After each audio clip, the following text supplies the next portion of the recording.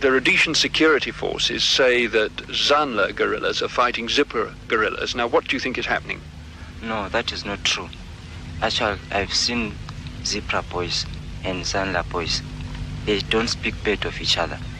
Whenever the Rhodesian soldiers report that Zanla and Zipper are fighting, it is not so. Just as the Selous scouts are trying to drive a wedge between African villagers and guerrillas, just as the white government has co-opted some black politicians to try and split the nationalist ranks, so the white-run army is recruiting black soldiers to fight the black guerrillas. These are new arrivals at the Rhodesian African Rifles depot at Balabala, near Shabani. Not all of them realise what it means to cross that barrier into the barracks. But the motivation is sometimes pretty obvious. You're a bit thin. Where have you come from? I'm coming from Gwelo. From? Gwelo. Gwelo. What have you been doing in Gwelo? Eh? What was your job? No work? Yes. Is that why you've had no food in your tummy? Eh? Eh? Doesn't understand.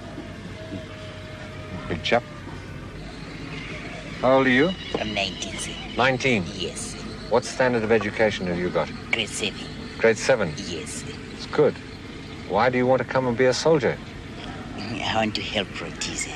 You want to help Rhodesia? Yes, sir. What about helping Zimbabwe? No, sir. Eh? No. Why not? I like to be a soldier, sir. You like to be a soldier? Yes, sir. So it doesn't really matter what it is, you just want to be a soldier? Yes, sir. Oh, I see.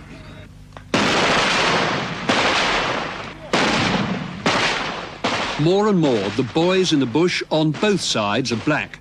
Balabala is churning out hastily trained soldiers, what the whites disparagingly call three-month wonders.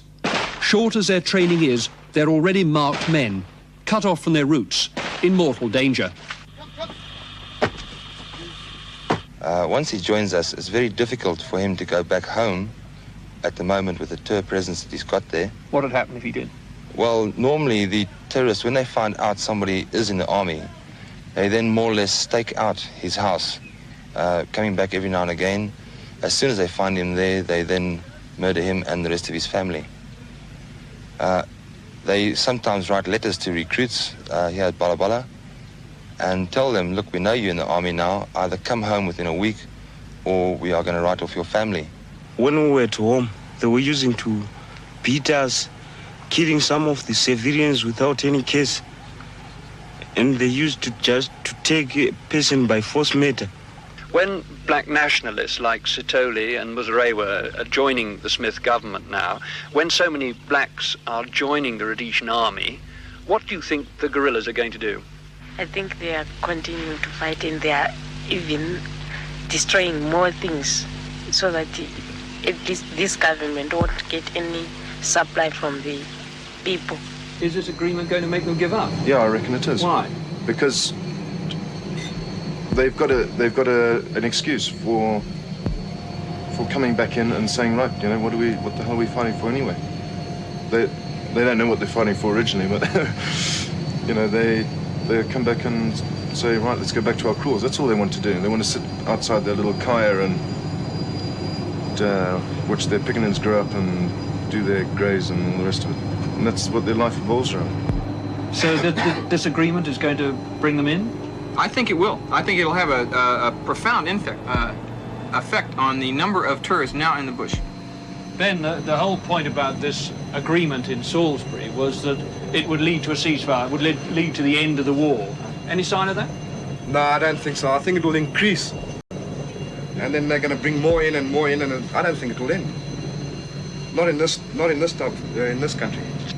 If the Salisbury Agreement fails to make the guerrillas surrender, whites will ask why Mr. Smith has conceded black majority rule.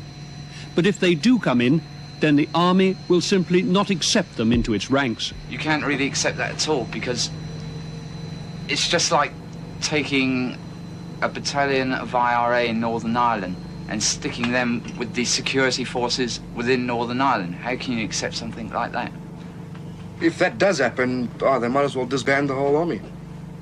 Because I don't think that anybody in the Rhodesian army, white-wise, is going to work next to the bugger that he was fighting 2-3 years ago.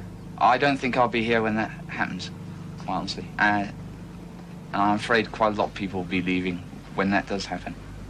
What are you going to feel, Ben, working for a black government? Is that something that you think about at all? Yeah, I thought about it, but I won't work for a black government because I didn't come into this country to fight in this country and sort of win the war and then end up working for a black government. Isn't that what you're going to be doing next year? No, next year I'll be out. Pack my bags and I'll leave because I'm not sticking around here, not under a black government.